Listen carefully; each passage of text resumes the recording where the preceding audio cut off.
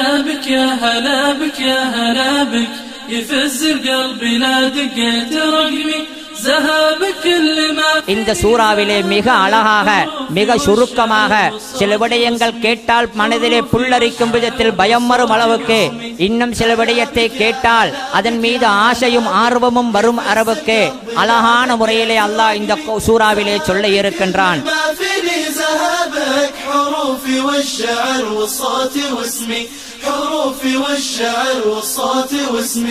நானும் தான் நீங்களும் தான் மனிதர்கள் அனைவருடைய அணுவான எல்லா வார்த்தைகளும் செயல்களையும் மிக துல்லியமாக சரியாக பதிவதற்கு அல்லாஹு தஆலா 2 மலக்குகளை வைத்திருக்கின்றான்.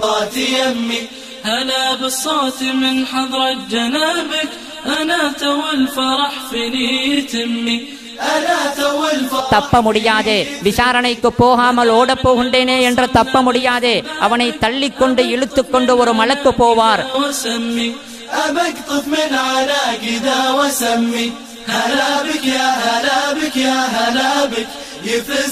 அந்த நரகம் என்ன சொல்லும் தெரியுமா? சில பேர் நினைக்கலாம் இடமில்லை என்று சொல்லிவிட்டால் தப்பி விடலாமே என்று. அந்த நரகம் மகா விசாலமானது, அதில் இடம் இல்லை என்ற பேச்சுக்கே இடம் கிடையாது.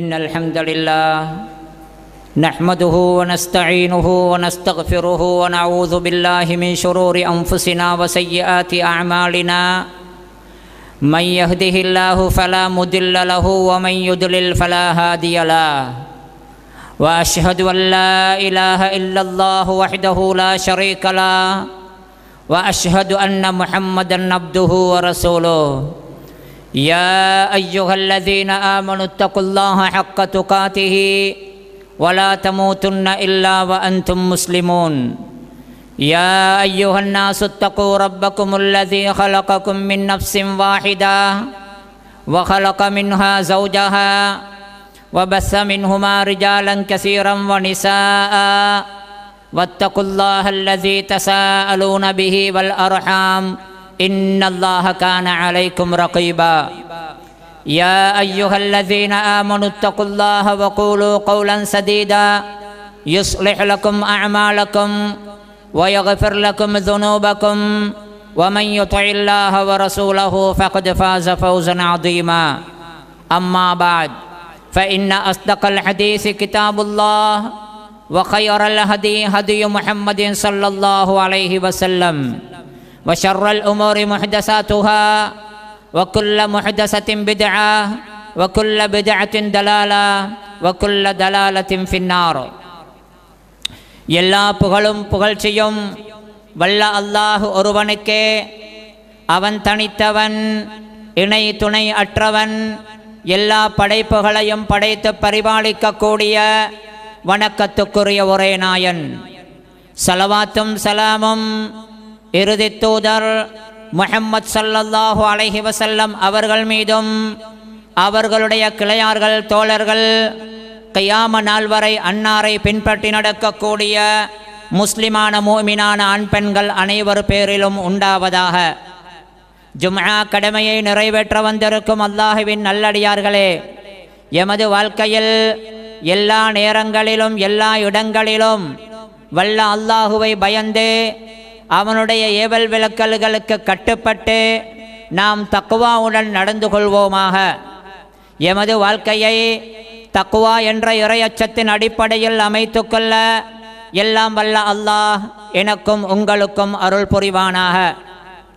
அன்பிற்குரிய இஸ்லாமிய சகோதரர்களே, புனிதமான அல் குர்ஆன் வல்ல அல்லாஹுவினால் இந்த மனித சமூகத்துக்கு கொடுக்கப்பட்ட வேதம். இது அந்த வேதத்தை பற்றி நாம் சிந்தித்து, அந்த வேதத்தை பார்த்து, அந்த வேதத்தில் ஆய்வு செய்து, அதன் மூலமாக நாங்கள் படிப்பினைகளையும் வாழ்க்கைக்கான வழிகாட்டல்களையும் பெற்றுக்கொள்வதற்காக எமக்கு தரப்பட்டிருக்கின்றது. லியத்தப்பரு ஆயாத்திஹி வலியதக்கர உலுல் அல்பாப். அந்த வேதத்தின் ஆயத்துக்களை பற்றி அவர்கள் சிந்தித்து, புத்திசாலிகள் அதன் மூலமாக படிப்பினை பெறுவதற்காக இந்த வேதத்தை கொடுத்ததை பற்றி அல்லாஹ் சொல்லுகின்றான். அதே நேரத்தில் யாரெல்லாம் இந்த குர்ஆனை பற்றி சிந்திக்காமல் அதில் என்ன சொல்லப்பட்டிருக்கின்றது என்பதை பற்றி பார்க்காமல் அதில் கவனயீனமாக இருக்கின்றார்களோ அவர்களை அல்லாஹ் கண்டிக்கின்றான். அஃபலா யததப்பருனல் குர்ஆன அம் அலா குலூபின் அக்ஃபாலுஹா. அல் குர்ஆனை அவர்கள் சிந்தித்து பார்க்கப்படாதா? அவர்களது உள்ளங்களின் மீது பூட்டுகள் இருக்கின்றனவா என்று அல்லாஹ் கேட்கின்றான். மதிப்புக்குரிய சகோதரர்களே, நாம் படித்தே நாம் சிந்தித்தே அதன் மூலமாக நாங்கள் படிப்பினை பெறுவதற்காக இறக்கப்பட்ட இந்த புனிதமான அல் குர்ஆன் இருக்கின்றதே, இதுதான் எங்களுக்கு முதன்மையானது. அந்த அல் குர்ஆனின் மூலம்தான் சீர்திருத்தங்கள் நடைபெற வேண்டும். அந்த அல் குர்ஆனை முன்வைத்துத்தான் உபதேசங்கள் நடக்க வேண்டும். போதனைகள், ஆய்வுகள் எல்லாமே அந்த அல் குர்ஆனை முதன்மைப்படுத்தித்தான் நடக்க வேண்டும் என்பது கட்டாயமான ஒன்றாக இருந்து கொண்டிருக்கின்றது. அருமை ரசூலுல்லாஹி ஸல்லல்லாஹு அலைஹி வஸல்லம் அவர்கள் தனது உபதேசங்களை, தனது தஅவா விடயங்களை சொல்லும் பொழுதெல்லாம் அதிகமாக முதலாவதாக அல் குர்ஆனை வைத்துத்தான் சொல்லுவார்கள். தஅவாவுக்காக யாரையாவது சந்தித்தால், யாராவது நபியை வந்து கண்டு நீங்கள் யார், என்ன சொல்லுகின்றீர்கள், உங்கள் கொள்கை என்ன என்றெல்லாம் கேட்டபொழுது நபிகளார் அவர்களுக்கு முதலாவதாக பல சந்தர்ப்பங்களில் அல் குர்ஆனின் புனித ஆயத்துக்களைத்தான் ஓதி காட்டி இருக்கின்றார்கள். பல சந்தர்ப்பங்களில் குர்ஆனை வைத்தே நபி அவர்கள் உபதேசம் நடத்தி இருக்கின்றார்கள். மதிப்புக்குரிய சகோதரர்களே, அந்த நபியுடைய சுன்னாவின் அடிப்படையில் நாங்கள் நோக்கும் பொழுது அல் குர்ஆனிலே இருக்கக்கூடிய சூரத்து காஃப் என்று சொல்லப்படக்கூடிய காஃப் அத்தியாயம் மிக முக்கியமான ஒரு அத்தியாயமாக இருப்பதை நாங்கள் காணலாம். உம்மு ஹிஷாம் பின்து ஹாரிசா என்ற சஹாபி பெண்மணி ரதியல்லாஹு அன்ஹா அவர்கள் சொல்லுகின்றார்கள், மா அஹத்து காஃப் வல் குர்ஆனில் மஜீத் இல்லா அன் லிசானி ரசூலில்லாஹ் யக்ரஉஹா குல்ல யௌமி ஜும்அத்தின் அலல் மிம்பரி இதா ஹதபன் நாஸ. சஹீஹ் முஸ்லிம் உட்பட இன்னும் பல கிரந்தங்களிலே பதிவாகி இருக்கும் இந்த ஹதீஸிலே உம்மு ஹிஷாம் என்ற அந்த சஹாபி பெண்மணி என்ன கூறுகின்றார்கள் தெரியுமா?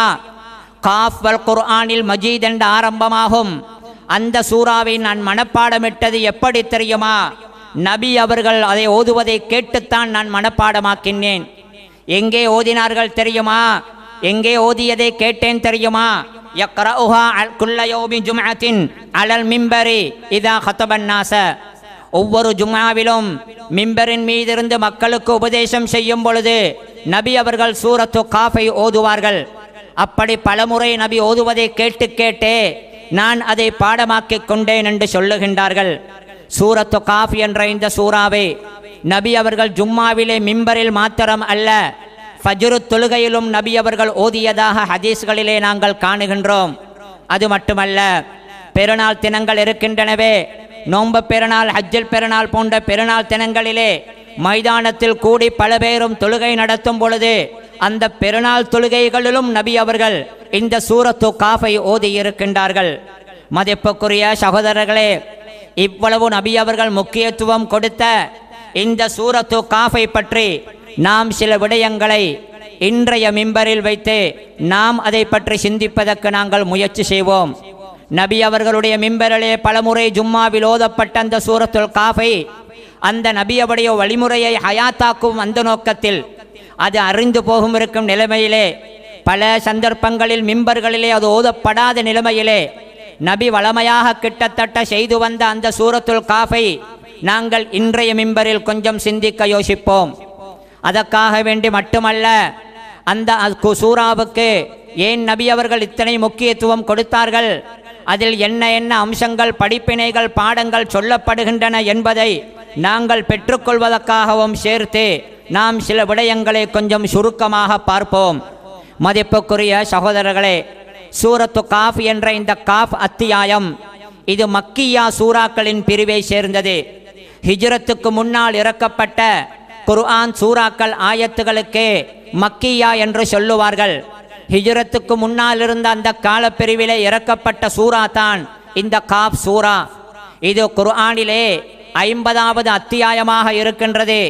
இதில் 45 ஆயத்துகள் வசனங்கள் இருக்கின்றன. இந்த 45 ஆயத்துக்களை கொண்ட ஒப்பீட்டளவில் ஓரளவு சிறிய சூறாவாக இருந்தாலும் கூட இந்த சூறா சில முக்கியமான விடயங்களை, சில முக்கியமான தலைப்புகளை கருத்துக்களை சொல்லி இருக்கின்றது. நபி அவர்கள் இதற்கு ஏன் இவ்வளவு முக்கியத்துவம் கொடுத்தார்கள் என்பதை இந்த சூராவின் உள்ளடக்கத்தை நாங்கள் சுருக்கமாக பார்க்கும் பொழுது எங்களுக்கு புரிந்து கொள்ளலாம். மதிப்புக்குரிய சகோதரர்களே, இந்த சூராவிலே அல்லாஹ் சொல்லும் முக்கியமான விடயங்களில் ஒன்றுதான் மறுமைக்கு பின்னால் மனிதர்கள் எழுப்பப்படுவார்கள் என்ற மரணத்துக்கு பின்னாலான அந்த மறுமையுடைய வாழ்க்கை. அல்லாஹ் நபிமார்களை தூதுவர்களை இந்த மனித இனத்துக்கு மனித இனத்திலிருந்தே அனுப்பி வைத்தான் என்ற அந்த விடயம் அகீதா சம்பந்தப்பட்ட முக்கியமான விடயங்களில் உள்ளதுதான் ரிசாலத்து என்ற அல்லாஹு தாலா நபிமார்களை அனுப்புவான், அந்த தூதர்களை நம்ப வேண்டும் என்பது. அடுத்தது கியாமா என்ற மறுமைக்கு பின்னாலான வாழ்க்கை. அகீதாவுடைய இந்த 2 விடயங்களையும் இந்த சூரத்து காஃபிலே அல்லாஹு தாலா ஆரம்பத்திலேயே வலியுறுத்தி சொல்லுகின்றான். இதை மறுப்பவர்களுக்கு அல்லாஹ் பதில் சொல்லுகின்றான், அவர்களை அல்லாஹ் கண்டிக்கின்றான். இந்த சூறாவிலே இது மட்டும் அல்ல, அல்லாஹு தஆலா இதற்கு முன்னால் வாழ்ந்த பலமான அல்லது வேறு பல விதத்திலே பல விடயத்திலே சக்தி உள்ள பல உம்மத்தினர்கள் சத்தியத்தை பொய்ப்பித்ததன் காரணமாக அவர்கள் அழிக்கப்பட்ட விடயத்தையும் அல்லாஹ் சொல்லுகின்றான். அது மட்டுமல்ல, இந்த உலகில் வாழும் பொழுது இந்த மனிதன் இருக்கின்றானே, இந்த உலகத்துக்கு இவன் எப்படி வந்தான்? இவனை படைத்தது அந்த அல்லாஹு தான். இந்த மனிதனுடைய அங்க அசைவுகள், அவனுடைய எண்ணங்கள், மனதின் ஊசலாட்டங்கள் அனைத்தையுமே அல்லாஹ் அறிந்தவன். அனைத்துமே மிக தெளிவாக பதியப்படுகின்றது என்ற அந்த விடயத்தையும் அல்லாஹ் இதிலே சொல்லுகின்றான். அது மட்டுமல்ல, மனிதனுடைய வாழ்க்கையின் முக்கியமான கட்டங்களில் உள்ளதுதான் இந்த பூமியில் அவன் வாழுவது. அடுத்ததாக இந்த பூமியுடைய வாழ்க்கையை விட்டும் பிரியும் அந்த மரண தருவாய் இருக்கின்றதே, மரண சந்தர்ப்பம், சக்கராத்துடைய ஹாலை பற்றியும் அல்லாஹ் இந்த சூறாவிலே சொல்லுகின்றான். அத்துடன் நரகத்தை பற்றி, சுவர்க்கத்தை பற்றி, சத்தியத்தின் பாதையிலே தஅவா செய்யும் பொழுது பலரும் பலதையும் சொல்லுவார்கள், அதை பொறுத்து கொள்ள வேண்டும் என்பதை பற்றி இன்னும் பல விடயங்களை அல்லாஹ் இந்த சூறாவிலே மிக அழகாக மிக சுருக்கமாக, சில விடயங்கள் கேட்டால் மனதிலே புல்லரிக்கும் விதத்தில் பயம் வரும் அளவுக்கு, இன்னும் சில விடயத்தை கேட்டால் அதன் மீது ஆசையும் ஆர்வமும் வரும் அளவுக்கு அழகான முறையிலே அல்லாஹ் இந்த சூறாவிலே சொல்ல இருக்கின்றான். மதிப்புக்குரிய சகோதரர்களே, சூரா காஃபிலே ஆரம்பத்திலே முதலாவது ஆயத்தில் அதில் முதலாவது வருவதே காஃப் வல் குர்ஆனில் மஜீத் என்று காஃப் என்ற அந்த அரபு அச்சரம், அந்த சொல், அந்த எழுத்து வருகின்றது.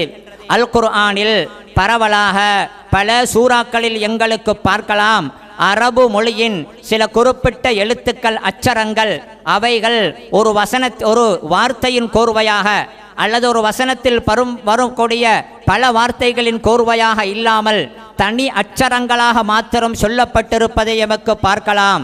அலிஃப் லாம் மீம் என்று, ஹா மீம் என்று, தனி எழுத்தாக சாத் என்று, நூன் என்று, இந்த சூறாவிலே காஃப் என்று, அதே போன்று 4-5 எழுத்துக்களாக காஃப் ஹா யா ஐன் சாத் என்று குர்ஆனில் பல சூறாக்களின் ஆரம்பத்திலே இப்படி தனித்தனி அரபு எழுத்துக்கள், அச்சரங்கள் வந்திருப்பதை நாங்கள் காணலாம். மதிப்புக்குரிய சகோதரர்களே, இந்த அச்சரங்கள் அல்லது இந்த எழுத்துக்கள் யாசீன் போன்ற, இந்த அலிஃப்லாம் மீம் போன்ற, நூன் போன்ற, காஃப் போன்ற இந்த எழுத்துக்கள் அதனுடைய அர்த்தம் என்ன என்று பார்க்கும் பொழுது உறுதியாக நேரடியாக இதற்கு என்ன அர்த்தம் என்று சொல்லிக் கொள்வதற்கு முடியாமல் இருந்தாலும் கூட அல்லாஹ் இதை எதற்காக சொல்லியிருப்பான்? வீணாக சொல்லியிருக்க மாட்டான். இதிலே ஏதோ ஒரு தத்துவம் இருக்கின்றது, இதில் ஏதோ ஒரு கருத்தை அல்லாஹ் சொல்லியிருக்கின்றான் என்பதை பற்றி உலமாக்கள் ஆய்வு செய்து பல கருத்துக்களை சொல்லியிருக்கின்றார்கள். அந்த பல கருத்துக்களிலே வலுவான நிறைய உலமாக்கள் ஆதரிக்கும் கருத்து என்ன தெரியுமா? அல் குர்ஆனில் பல சூறாக்களில் அரபு எழுத்தின் தனித்தனி எழுத்துக்களை தனியாக அல்லது பலதையும் சேர்த்து அல்லாஹ் இப்படி சொல்லியிருப்பது எதற்காகவாக இருக்கும்? அதில் என்ன தத்துவம் அடங்கியிருக்கும்? என்ன விடயத்தை அல்லாஹ் உணர்த்த வருகின்றான் என்பதை பற்றிய விளக்கங்களை சொல்லும் பொழுது பெரும்பாலானவர்கள் சொல்லும் விளக்கம் என்ன தெரியுமா? புனிதமான அல் குர்ஆனின் அற்புதத்தை அல்லாஹ் இந்த எழுத்துக்களை சொல்வதன் மூலமாக மக்களுக்கு உணர்த்துகின்றான். மதிப்புக்குரிய சகோதரர்களே, அல் குர்ஆன் புனிதமானது, அது அரபு மொழியில் ஆனது. ஆரம்பத்தில் அரபு பேசக்கூடிய, அதிலும் அந்த அரபு மொழியிலே பாண்டியத்தியமுள்ள மிக திறமையுள்ள பண்டிதர்களாகிய அந்த அரபு மக்களிடத்தில் தான் ஆரம்பமாக அது வந்தது. அந்த அல் குர்ஆனை இறக்கிய அல்லாஹ் அந்த அல் குர்ஆனை வேதமென்றும் தனக்கு வஹியாக வந்தது என்றும் தான் நபி என்று சொல்லவும் இது அல்லாஹ்வுடைய கலாம் என்றும் சொன்ன அந்த நபிக்கு அல்லாஹு தஆலா அதை அற்புதமாக கொடுத்தான். அவருடைய நுபுவத்துக்கு அத்தாட்சியாக அல்லாஹ் கொடுத்தான். அதை ஓதி காட்டும் பொழுது அதை பொய் என்று சொன்னார்கள், இது மனிதனின் இட்டுக்கட்டு என்று சொன்னார்கள், இது இறை வசனங்கள் அல்ல என்று சொன்னார்கள். அப்பொழுது அல்லாஹ் வைத்த சவால் என்ன தெரியுமா? முடியும் என்றால் இதை போன்ற ஒன்றை செய்து காட்டுங்கள், முடியும் என்றால் இந்த குர்ஆனிலே இருப்பதை போன்று ஒரு சூறாவையாவது செய்து காட்டுங்கள் என்று அல்லாஹ் படிப்படியாக அந்த சவாலை குறைத்து கடைசியாக சொன்னான். அவர்களுக்கு அது முடியாமல் போய்விட்டது. இந்த எழுத்துக்களை அல்லாஹ் சொல்வதன் மூலமாக அல்லாஹ் எதை உணர்த்துகின்றான் என்றால், நீங்கள் பேசக்கூடிய அரபு மொழியிலே வரக்கூடிய அதே எழுத்துக்கள் தான், கிட்டத்தட்ட அது போன்ற எழுத்துக்கள் தான் இந்த குர்ஆனிலும் இருக்கின்றது. எந்த அரபு அச்சரங்களை வைத்து அரபு எழுத்துக்களை வைத்து நீங்கள் பேசுகின்றீர்களோ, நீங்கள் வசனங்களையும் கவிதைகளையும் சொல்லிக்கொண்டு அதில் மிக திறமையான கவிதை என்று அதிலே மிக திறமையான பண்டிதர்கள் என்று பலரை சொல்லுகின்றீர்களே, அதே அரபு மொழியில் இருக்கும் அதே போன்ற எழுத்துக்களினால் தான் இந்த அல் குர்ஆனின் வசனங்களும் அமைந்திருக்கின்றன. ஆனால் இதிலே இருக்கக்கூடிய அந்த அற்புதத்தை, இதிலே இருக்கக்கூடிய அந்த ஆழமான அர்த்தத்தை, இதிலே இருக்கக்கூடிய அந்த புதினத்தை, அந்த ஆச்சரியமான சக்தியை உங்களுக்கு கொடுக்க முடியாது. முடியும் என்றால் செய்து பாருங்கள் என்று அல்லாஹ் இதன் மூலம் உணர்த்துகின்றான். இது எதை போல் இருக்கின்றது தெரியுமா? மண்ணையும் எங்களையும் போல. பூமி நிறைய மண் இருக்கின்றது, மண்ணை நாங்கள் மிதித்து கொண்டிருக்கின்றோம், கண்ட இடத்திலெல்லாம் சாதாரணமாக கிடைக்கின்றது. இந்த மண்ணினால் தான் நானும் நீங்களும் படைக்கப்பட்டிருக்கின்றோம். இந்த மண்ணினால் தான் நானும் நீங்களும் படைக்கப்பட்டிருக்கின்றோம். இந்த வெறும் மண்ணை எடுத்து அல்லாஹ் அதிலே ரூஹ் என்ற ஆன்மாவை கொடுத்து ஒரு மனிதன் என்ற ஆச்சரியமான அற்புதமான படைப்பை உருவாக்கினானே, அது அல்லாஹ்வுடைய வல்லமைக்கு அடையாளம். அதே மண்ணை எடுத்து நாங்கள் பிணைந்து நாங்கள் ஏதாவது செய்தால் அல்லாஹ் கொடுத்த ரூஹை கொடுக்க முடியாது. எப்படி வெறும் மண்ணிலே ரூஹை வைத்து ஆச்சரியமான ஒரு படைப்பை அல்லாஹ் படைத்தானோ, அது எப்படி மறுமை வரைக்கும் மனிதனுக்கு முடியாமல் இருக்கின்றதோ, அதே போன்றுதான் நீங்கள் பேசும் இதே அரபு மொழியில் இருக்கும் எழுத்துக்கள் தான் அல் குர்ஆனிலும் இருக்கின்றது. ஆனால் அதில் அல்லாஹ் வைத்திருக்கும் அந்த அற்புதத்தை உங்களினால் ஒருபோதுமே ஏற்படுத்த முடியாது என்று அல்லாஹ் இதன் மூலம் உணர்த்துவதாக உலமாக்கள் விளக்கம் சொல்லுகின்றார்கள். மதிப்புக்குரிய சகோதரர்களே, சூரா காஃப் இருக்கின்றது, மிக அழகான சூறாக்களில் ஒன்று, ஆழமான கருத்துக்களை கொண்ட ஒன்று. மேலோட்டமாக இதன் கருத்துக்களை நாங்கள் கொஞ்சம் கொஞ்சமாக விளங்கி கொண்டு செல்வோம், கொஞ்சம் அவசரமாகவும் கூட. மதிப்புக்குரிய சகோதரர்களே, இந்த சூராவிலே ஆரம்பத்தில் அல்லாஹ் சொல்லும் விடயங்களில் ஒன்றுதான் பல் அஜிபு அன்ஜாஅஹும் முன்திரும் மின்ஹும் ஃபகாலல் காஃபிரூன ஹாதா ஷைஉன் அஜீப் இதா மித்னா வ குன்னா துராபன் ذلك رجع بعيد என்று அவர்கள் சொன்னதை அல்லாஹ் ஆரம்பத்திலே சொன்னான். மக்காவிலே இருந்தவர்கள், குறிப்பாக நபி அவர்கள் வந்து நான் அல்லாஹ்வின் தூதர் என்று சொன்ன பொழுது, நீங்களா, உங்களையா அல்லாஹ் தூதராக அனுப்பியிருக்கின்றான், மனிதரிலே ஒருவனை தூதராக அனுப்புவானா என்று சந்தேகங்களை கிளறி கேள்வி கேட்டார்கள். நபியை தூதராக ஏற்றுக்கொள்ள மறுத்த அவர்கள் பல நொண்டிச்சாட்டுகளையும் பல காரணங்களையும் சொன்னார்கள். அதில் ஒன்றுதான், அல்லாஹ் தூதுவராக அனுப்புவது என்றிருந்தால் ஒரு மனிதனையா அனுப்புவான்? ஒரு மலக்கை அனுப்பி இருக்கலாமே, உங்களை போன்ற ஒரு மனிதனையா தூதுவராக அனுப்புவது என்று ஆச்சரியத்துடன் கேட்டார்கள். ஏன் தூதுவராக மலக்கு வர வேண்டுமே, மலக்கு வந்தால் நன்றாயிருக்குமே என்று சொன்னார்கள்.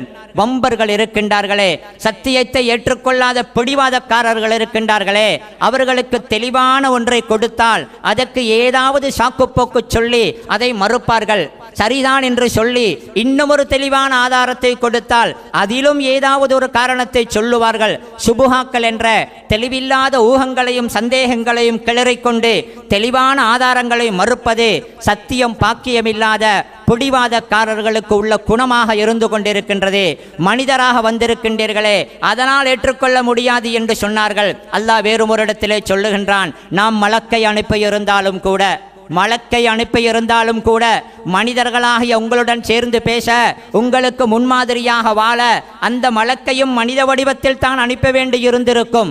அந்த மலக்கு மனித வடிவத்தில் வந்ததன் பின்னால் அவரிலும் நீங்கள் குறை சொல்லத்தான் போகின்றீர்கள். மனித வடிவத்தில் இருக்கின்றாரே என்று அவரில் அதையும் இதையும் நீங்கள் சொல்லத்தான் போகின்றீர்கள். அல்லாஹ் சொல்லுகின்றான், பம்பர்கள் என்றைக்குமே பிடிவாதக்காரர்கள், தெளிவான ஆதாரங்களை நம்பாமல் மறுப்பவர்கள், அவர்களை பற்றி அல்லாஹ் அல் குர்ஆனிலே இதே சூறாவிலே தொடர்ந்து சொல்லும் பொழுது சொல்கின்றான், ஃபஹும் ஃபி அம்ரின் மரீஜ், அவர்கள் என்றைக்குமே குழப்பமான தடுமாற்றமான நிலைமையில் தான் இருப்பார்கள் என்று சொல்லுகின்றான்.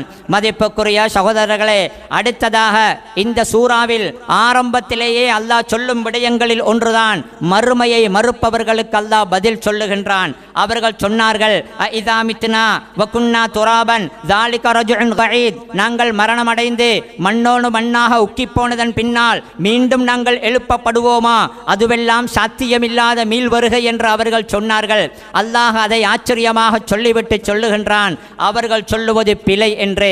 மதிப்புக்குரிய சகோதரர்களே, மறுமையின் நம்பிக்கை ஈமானுடைய அம்சங்களில், ஈமானுடைய ருக்குன்களில், ஈமானின் கட்டாய கடமைகளில் முக்கியமான ஒன்றுதான் மரணத்துக்கு பின்னாலான வாழ்க்கை என்பது. உலகத்திலே வாழும் மனிதர்கள் பொதுவாகவே பலரும் நாஸ்திகர்களாக இருக்கும் சொற்பமான ஒரு தரப்பினரை தவிர மற்றவர்கள் எல்லோருமே ஏதோ ஒரு விதத்தில் தன்னை படைத்த ஒரு ரப்பு இருப்பதாக, தனக்கு ஒரு கடவுள் இருப்பதாக நம்புகிறார்கள். சில பேர் அவனை தவறாக நினைக்கின்றார்கள், சில பேர் சரியான முறையில் அல்லாஹுவை நம்புகின்றார்கள். தனக்கு ஒரு படைத்த ஒருவன் இருக்கின்றான், அவன் தான் ஆட்சி செலுத்துகின்றான், ஒரு கடவுள் இறைவன் இருக்கின்றான் என்ற எண்ணம் பலரிடத்தில் அந்த நம்பிக்கை இருக்கின்றது. ஆனால் மரணத்துக்கு பின்னாலான இந்த மறுமையுடைய வாழ்க்கை இருக்கின்றது, உண்மையான வாழ்க்கை, நாங்கள் நம்பும் வாழ்க்கை இருக்கின்றது. நாம் இதே உடம்புடன் எழுப்பப்பட்டு மறுமையில் அழைத்து செல்லப்பட்டு விசாரிக்கப்படுவோம் என்ற அந்த முக்கியமான அந்த ஈமானுடைய விடயம் இருக்கின்றது. இதை பல பேர் நம்ப மறுக்கின்றார்கள். இதே போன்றுதான் மக்கா வாசிகள் குறிப்பாக நபி அவர்களுடைய போதனையிலே ஆச்சரியத்துடன் பார்த்து, எப்படியெல்லாம் நடக்குமா, எம்மால் நம்ப முடியாது என்று மறுத்த அம்சங்களில் ஒன்றுதான் மரணத்துக்கு பின்னாலான இந்த மறுமை வாழ்க்கையாக இருக்கின்றது. அதனால் தான் மக்கியா என்று சொல்லப்படக்கூடிய ஹிஜ்ரத்துக்கு முன்னால் இறங்கிய சூறாக்கள் ஆயத்துகளில் மிக அதிகமாக பேசப்படும் தலைப்பு என்ன தெரியுமா? மறுமை வாழ்க்கை மரணத்துக்கு பின்னால் இருக்கின்றது. அது இருக்கின்றது என்பதற்கான ஆதாரங்கள் என்ன, அதற்கான நியாயங்கள் என்ன என்பதை அல்லாஹ் நிறைய மக்கியா ஆயத்துகளிலும் சூரத்துகளிலும் சொல்லி இருக்கின்றான். மதிப்புக்குரிய சகோதரர்களே, என்னதான் பகுத்தறிவு வாதம் என்று சொல்லிக்கொண்டு மரணத்துக்கு பின்னாலான வாழ்க்கையை மறுத்தாலும் கூட மரணத்துக்கு பின்னால் இந்த மறுமையுடைய அமைப்பில் எழுப்பப்பட்டு விசாரிக்கப்பட்டு எமது உடல் கொண்டு போகப்பட்டு அங்கு முடிவு சொல்லப்படும் என்ற அந்த வாழ்க்கை இருக்கின்றது. அது நடக்கும் என்பதற்கு பல ஆதாரங்கள் இருக்கின்றன, பல ஆதாரங்கள் இருக்கின்றன. அல்லாஹ் அதை சொல்லி இருக்கின்றான் என்பது மிக மிக முக்கியமானது. அவன் பொய் சொல்ல மாட்டான், அவன் வீணாக ஒன்றை பற்றி பேசவும் மாட்டான். அடுத்தது பகுத்தறிவு ரீதியாக சிந்தித்தாலும் கூட, பகுத்தறிவு ரீதியாக சிந்தித்தாலும் கூட நீதி நியாயங்கள், அநியாயங்களுக்கான தண்டனைகள், இவைகளை பற்றி ஒரு இடத்திலிருந்து சிந்தித்தாலும் கூட மரணத்துக்கு பின்னால் கட்டாயமாகவே நியாயம் சொல்வதற்கு ஒரு வாழ்க்கை கட்டாயமாக தேவை என்பதை புத்தி நிச்சயமாக ஒத்துக்கொள்ளும், அது ஏற்றுக்கொள்ளும். அது மட்டும் அல்ல, இல்லாமல் இருந்த படைப்புகளை, குறிப்பாக மனிதனை அல்லாஹ் உருவாக்கினானே, இருந்துவிட்டு மரணமான இவனை உருவாக்குவது ஒன்றும் அல்லாஹ்வுக்கு முடியாதது அல்ல. மறுமையின் நியாயத்தை, அது நடக்கும் என்பதை அல்லாஹ் சொல்லும் பொழுது, அது நடக்கலாம் என்பதற்கு ஆதாரம் சொல்லும் பொழுது, அல்லாஹ் இல்லாமலிருந்து உன்னை படைத்திருக்க, இருந்துவிட்டு போகும் உன்னை மீண்டும் எழுப்புவது அவனுக்கு கொண்டும் முடியாதது அல்ல என்பதை அல்லாஹ் சொல்லுவதை எங்களுக்கு பார்க்கலாம். அது மட்டுமல்ல, இந்த மனிதனை விடவும் பிரமாண்டமான பல படைப்புகளை அல்லாஹ் படைத்திருக்கின்றான். அதே போன்று மறுமை இருக்கின்றது, அது சாத்தியமானது, அது நடக்க முடியுமானது என்பதற்கு அல்லாஹ் ஆதாரம் சொல்லும் பொழுது அவனது படைப்பின் வல்லமைகளை சொல்லுகின்றான். வானத்தை படைத்திருக்கின்றேன் பாருங்கள், அதை பூமியை படைத்திருக்கின்றேன், தாவரங்களை கனிவகைகளை படைத்திருக்கின்றேன், அதில் உள்ள ரகசியங்களை பாருங்கள் என்று அல்லாஹ்வின் வல்லமையை பற்றி சொல்லுகின்றான். இந்த சூறாவிலும் கூட அஃபலம் யந்துரு இலஸ் ஸமாஇ ஃபௌகஹும் கைஃப பனைனாஹா வ ஸய்யன்னாஹா என்று அடுத்தடுத்து பல ஆயத்துகளில் அல்லாஹ் மறுமையை மறுக்கக்கூடிய இவர்களுக்கு அது சாத்தியமானது, முடியுமானது, அப்படி ஒரு வாழ்க்கையை கொண்டு வருவதற்கான சக்தி அல்லாஹ்வுக்கு இருக்கின்றது என்பதை அல்லாஹ் சொல்லுகின்றான். மதிப்புக்குரிய சகோதரர்களே, அதற்கு அடுத்ததாக இந்த சூறாவில் அல்லாஹு தஆலா முன்னால் வாழ்ந்து சென்ற ரசூல்மார்களை மறுத்த சத்தியத்தை ஏற்காத கூட்டத்தினருக்கு கிடைத்த தண்டனையை பற்றி சொல்லுகின்றான். அல்லாஹ் கூறுகின்றான், கஸ்ஸபத் கப்லஹும் கௌமு நூஹின் வ அஸ்ஹாபுர் ரஸ்ஸி வ சமூது வ ஆதுன் வ ஃபிர்அவுனு வ இஹ்வானு லூத்தின் வ அஸ்ஹாபுல் ஐக்கதி வ கௌமு துப்பஇன் குல்லுன் கஸ்ஸபர் ருசுல ஃபஹக்க வஈத். பல சமூகங்களை பல கூட்டங்களை அல்லாஹ் சொல்லுகின்றான். நூஹ் அலைஹிஸ்ஸலாம் அவர்களின் கூட்டம், அஸ்ஹாபுர் ரஸ்ஸி என்று சொல்லப்படக்கூடிய சமூது கோத்திரத்தின் ஒரு பிரிவினர்கள். அவர்கள் குறிப்பிட்ட ஒரு பகுதியிலே அரபு நாட்டில் வாழ்ந்தார்கள். ஒரு பெரிய ஒரு கிணற்றின் அடிவாரத்தில் தான் அவர்கள் தனது வாழ்க்கையை நடத்தினார்கள். அனுப்பப்பட்ட நபியை அவர்களுக்கு அனுப்பப்பட்ட நபியை பொய் என்று சொல்லி அந்த கிணற்றிலேயே போட்டு கொன்றார்கள். அல்லாஹ் அவர்களுக்கும் என்ன கதி நடந்தது என்பதை சொல்லுகின்றான். சமூது கூட்டத்துக்கு அழிவு வந்தது, ஆதுக்கு வந்தது, ஃபிர்அவுனுக்கு வந்தது, லூத் அலைஹிஸ்ஸலாம் அவர்களுடைய கூட்டத்துக்கு வந்தது, அஸ்ஹாபுல் ஐக்கா ஷுஐப் அலைஹிஸ்ஸலாம் அவர்கள் அனுப்பப்பட்டார்களே அந்த கூட்டத்துக்கும் வந்தது. கௌமு துப்பஇன் யமனிலே இருந்த இஸ்லாத்தை ஏற்றுக்கொண்ட சத்திய வழியில் இருந்த ஒரு ராஜா, அவர் நபிமார்களை வைத்து உபதேசங்களை செய்த பொழுது அந்த கூட்டம் பொய்ப்பித்தார்களே, அல்லாஹ் அவர்களுக்கெல்லாம் அஸாபு கொடுத்ததை சொல்லுகின்றான். குல்லுன் கஸ்ஸபர் ருசுல ஃபஹக்க வஈத். இதற்கு முன்னால் இப்படியெல்லாம் சண்டித்தனம் காட்டி இப்படியெல்லாம் தனது வல்லமைகளையும் வீராப்பையும் பேசி சத்தியத்தை மறுத்த பெரிய பெரிய படைப்புகளுக்கெல்லாம் அல்லாஹ் கொடுத்த தண்டனையை அல்லாஹ் சொல்லுகின்றான். அதனை தொடர்ந்து அல்லாஹு தாலா இந்த சூறாவிலே இன்னும் ஒரு கட்டத்தை சொல்லுகின்றான். இந்த உலகத்தில் நாம் எப்படி வந்தோம், எமது நிலைமைகள் எப்படி இருக்கின்றன அல்லாஹ் சொல்லுகின்றான். வலகத் ஹலக்னல் இன்சான வ நஅலமு மா துவஸ்விசு பிஹி நஃப்ஸுஹு. இந்த மனிதனை நிச்சயமாக நாம் தான் படைத்தோம். நாம் தான் படைத்தோம் என்றிருந்தால் நாம் தான் வணங்கப்பட தகுதியானவர்கள். அல்லாஹ் சொல்லுகின்றான், நான் தான் இந்த மனிதனை படைத்தேன் என்றிருந்தால் படைத்தவனைத்தானே மனிதன் வணங்க வேண்டும். தன்னை படைத்தவன் தான் ஒரு மனிதன் வணங்குவதற்கு தகுதியானவன். அல்லாஹுவுக்கு இணை வைப்பதை கண்டிக்கும் பல இடங்களில், அல்லாஹ் தன்னையே தான் மனிதர்கள் வணங்க வேண்டும் என்று சொல்லும் பல இடங்களில் அல்லாஹ் உங்களை நான் தான் படைத்தேன் என்பதை சொல்லுகின்றான். படைத்தது மட்டுமல்ல, அங்கு அல்லாஹ் சொல்லுகின்றான், வனஅலமு மா துவஸ்விசு பிஹி நஃப்ஸுஹு. அவனது உள்ளத்துக்குள் மின்னல் போன்று வந்து போகக்கூடிய சின்ன சின்ன எண்ணங்களும் ஊசலாட்டங்களும் இருக்கின்றனவே, அவைகளையும் நாம் அறிவோம் என்று அல்லாஹ் சொல்லுகின்றான். அப்படி என்றிருந்தால் எமது பெரிய பெரிய வேலைகள், எமது பேச்சுக்கள், எமது நடவடிக்கைகள் அனைத்தையுமே அல்லாஹ் அறிந்தவன். அது மட்டும் அல்ல, அல்லாஹ் சொல்லுகின்றான், இது யதலக்கல் முதலக்கியானி அனில் யமீனி வ அனிஷ் ஷிமாலி கஈத் மா யல்ஃபிது மின் கௌலின் இல்லா லதைஹி ரகீபுன் அதீதுன். அல்லாஹ் எல்லாவற்றையும் அறிந்தவன் மட்டுமல்ல, நானும் தான் நீங்களும் தான் மனிதர்கள் அனைவருடைய அணுவான எல்லா வார்த்தைகளும் செயல்களையும் மிக துல்லியமாக சரியாக பதிவதற்கு அல்லாஹு தாலா 2 மலக்குகளை வைத்திருக்கின்றான். இது யதலக்கல் முதலக்கியானி அனில் யமீனி வ அனிஷ் ஷிமாலி கஈத். ஒவ்வொருவருடைய வலதிலும் இடதிலும் உட்கார்ந்து கொண்டு 2 மலக்குமார்கள் இருக்கின்றார்கள். நன்மையையும் தீமையையும் அவர்கள் துல்லியமாகவே பதிவு செய்வார்கள். மிக முக்கியமான ஒரு ஆயத்து, எமக்கு அடிக்கொரு முறை நாம் நினைக்க வேண்டிய ஒரு ஆயத்து, எமது கண்ணில் படும் விதத்திலே பல இடங்களிலே நாங்கள் வைத்துக் கொள்ள வேண்டிய ஒரு ஆயத்து என்று நான் நினைக்கின்றேன். மா யல்ஃபிது மின் கௌலின் இல்லா லதைஹி ரகீபுன் அதீதுன்.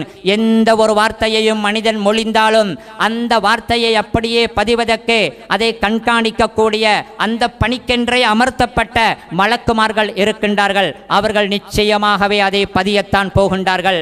நானும் நீங்களும் எமது அலுவலகங்களிலும் தான், எமது வரவேற்பு அறைகளிலும் தான் அடிக்கொரு முறை எமது கண்களுக்கு படும் விதத்திலே இந்த ஆயத்தை வைத்துக் கொள்ள வேண்டும். மனதில் இதை அடிக்கொரு முறை நாங்கள் தெரிவித்து இதை நாங்கள் நினைவுபடுத்திக் கொள்ள வேண்டும். எமது ஒவ்வொரு பேச்சுமே மிக தெளிவாக பதியப்படுகின்றது. எனவே சிந்தித்து பேச வேண்டும், நல்லதை பேச வேண்டும், பாவங்களை கட்டாயமாக தவிர்க்க வேண்டும்.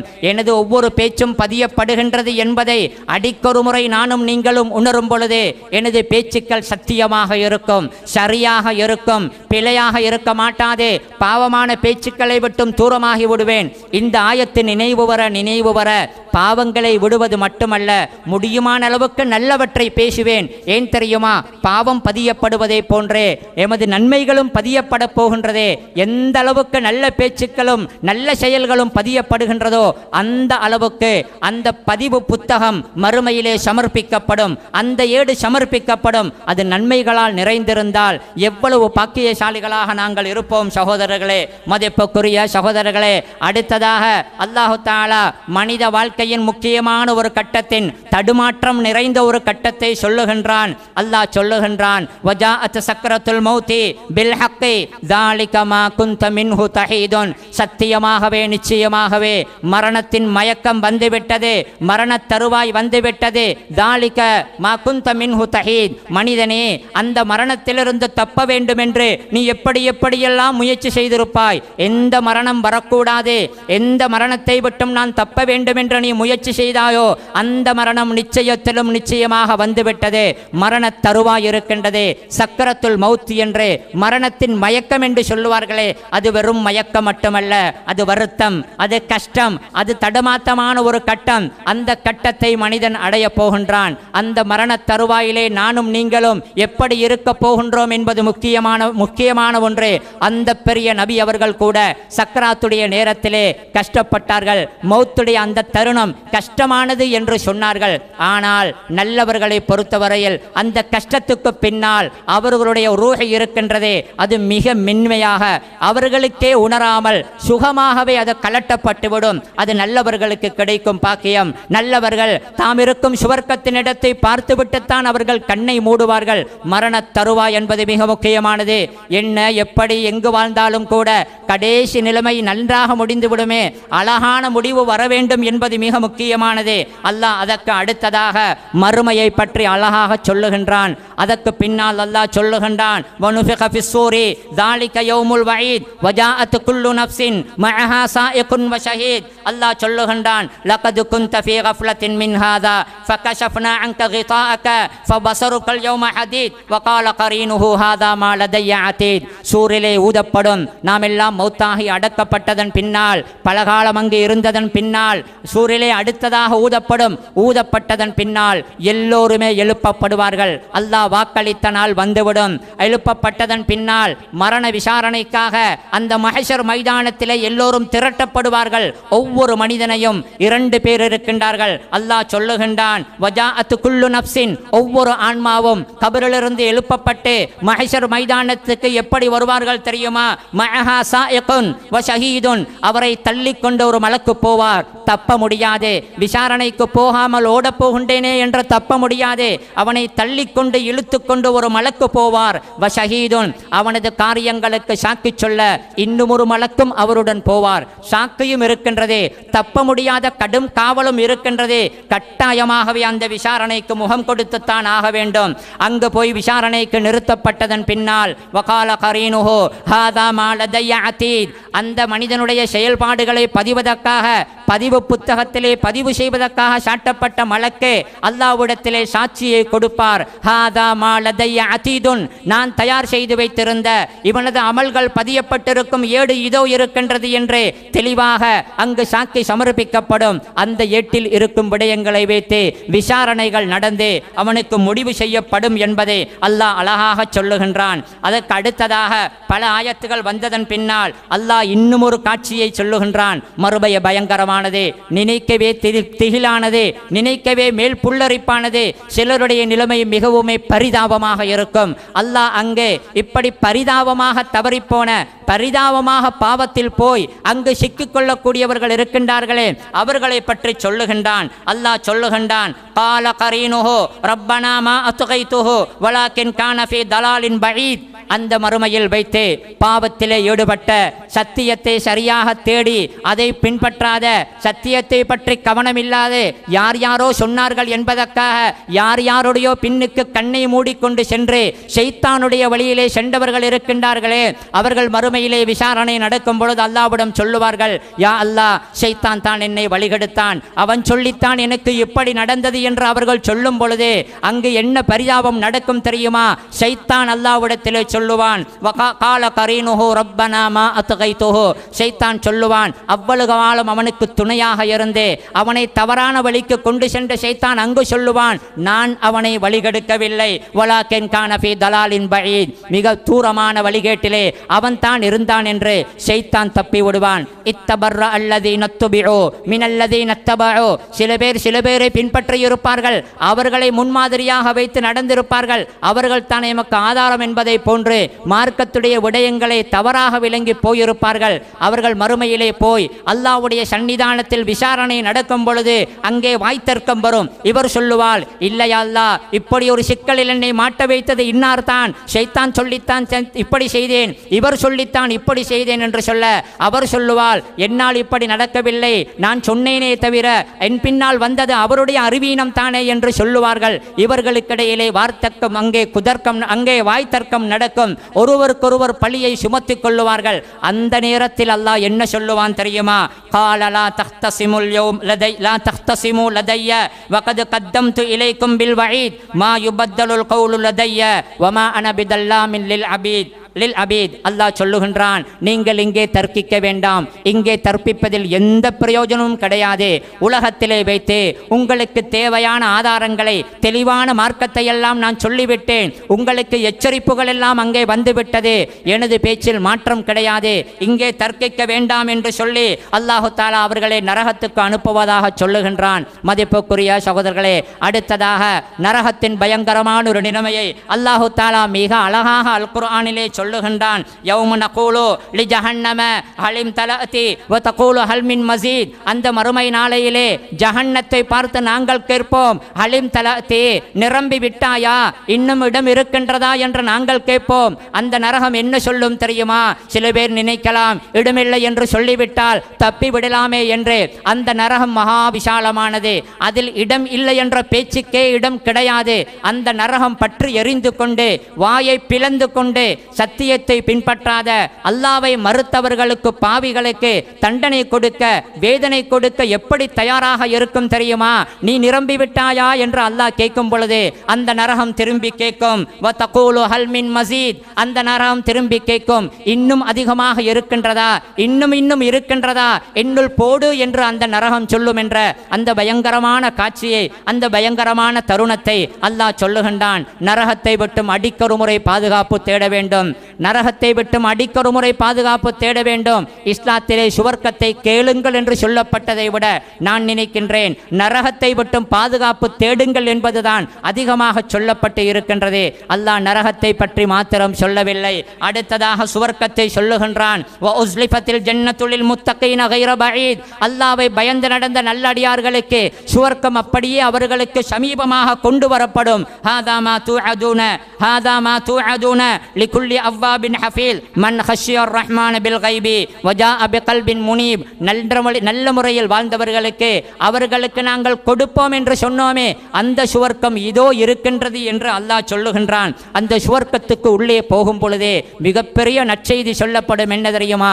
உதுஹுலூஹா பிஸலாமின் உதுஹுலூஹா பிஸலாமின் தாலிக யௌமுல் ஹுலூத். இந்த சுவர்க்கத்துக்குள் நீங்கள் சாந்தியுடன் உள்ளே செல்லுங்கள், சாந்தியுடன் உள்ளே செல்லுங்கள். அமைதி, சாந்தி, மனதிலே நிம்மதி, எந்த விதமான பதட்டமோ எந்த மனக்குறையோ வராத ஒரு வாழ்க்கை வரப்போகின்றது. சாந்தியுடன் உள்ளே செல்லுங்கள். தாலிக யௌமுல் ஹுலூத். அந்த சுவர்க்கத்துக்கு உள்ளே போனால் அவ்வளவுதான், அது முடிவே இல்லாத நிரந்தர வாழ்க்கை. அந்த இன்பம் ஒருபோதுமே இல்லாமல் போக மாட்டாது என்ற செய்தி சொல்லப்படும். நரகத்தை பற்றி சொல்லும் பொழுது நரகம் இப்படி கேட்கும் என்று அல்லாஹ் சொல்லுகின்றானே, ஹல்மின் மஸீத், இன்னும் இருக்கின்றார்களா, நான் வேதனை கொடுக்க தயாராக இருக்கின்றேன் என்று நரகம் இன்னும் என்று கேட்குமே. அல்லாஹ் சுவர்க்கத்தை பற்றி சொல்லும் பொழுது அழகான ஒரு செய்தி சொல்லுகின்றான். லஹும் மா யஷாஊன ஃபீஹா.